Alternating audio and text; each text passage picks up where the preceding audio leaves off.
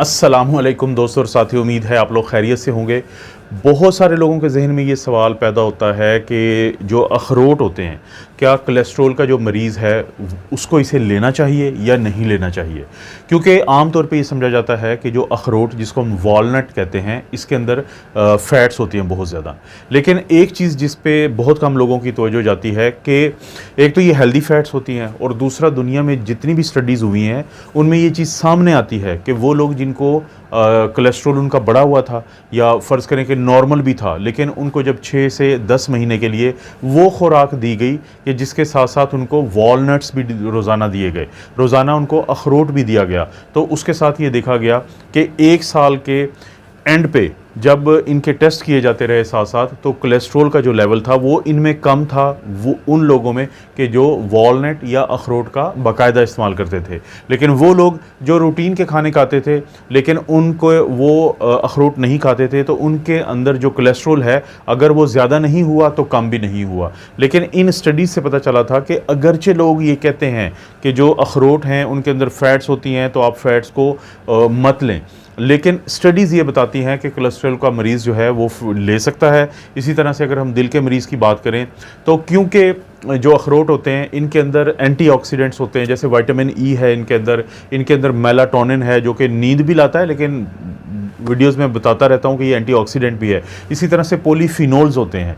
अब ये जो एंटीऑक्सीडेंट्स हैं ये आपको मुख्तलिफ़ जो बीमारियों से बचाने में जो इनका किरदार है, जिसमें कैंसर भी है, तो साथ साथ ये जो खून की नालियों के अंदर जो उसका जकड़ाव होता है, खून की नालियों का जो वक़्त के साथ, उम्र के साथ उनमें खिंचाव पैदा होता है, जिसको हम आर्टीरियोस्क्लेरोसिस कहते हैं, तो उस अमल में ये कमी लाती है। जब ये उस अमल में ये एंटीऑक्सीडेंट्स कमी लाते हैं तो जो दिल का मरीज़ है उसको भी अखरोट के इस्तेमाल का फ़ायदा हो जाता है। इसी तरह से ब्लड प्रेशर के मरीज़ को बहुत फ़ायदा होता है।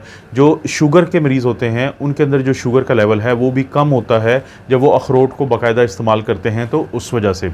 तो ये मुख्तलिफ़ वजूहात हैं जिसकी वजह से हम अक्सर लोगों को कहते हैं कि आप अखरोट का इस्तेमाल करें। क्योंकि जहां मैंने कैंसर की बात की तो बहुत सारे जो मर्द हजरात होते हैं उनमें जो गदूद का कैंसर होता है, प्रोस्टेट का, उसमें कमी देखी गई है, और ख़वातीन में जो ब्रेस्ट का यानी जो छाती का कैंसर है उसमें कमी देखी गई है। उसकी भी वजह यही होता है कि जो फ्री रेडिकल्स होते हैं जो हमें नुकसान पहुंचाते हैं, हमें मुख्तलिफ बीमारियां हमारे अंदर पैदा करते हैं, जिसमें कैंसर भी शामिल है, तो उसमें कमी देखने में आई है। इसी तरह से जो मर्दों के अंदर जो जरासीम होते हैं, जरसूमा, या फिर जिसको हम स्पर्म्स कहते हैं, कि जो बच्चा पैदा करने में जिनका किरदार है, तो उसमें बढ़ोतरी देखी गई है।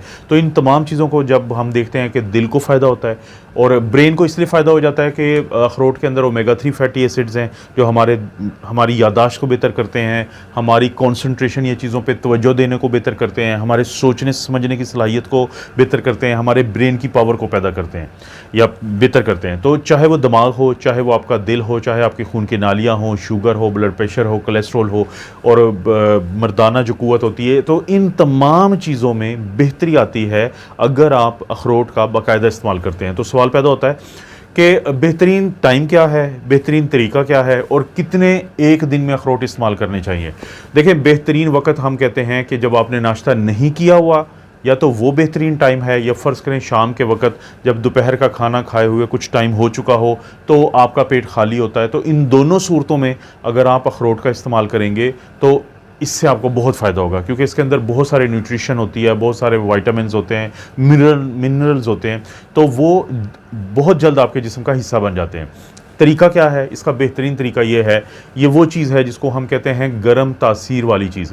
तो आपने कोशिश करनी है कि रात के वक्त इसकी जो गिरी होती है, यानी एक तो अखरोट होता है ये पूरा आप देख रहे हैं, और एक होती है गरियाँ या गिरियाँ, जो भी आप कह लें अंदर से।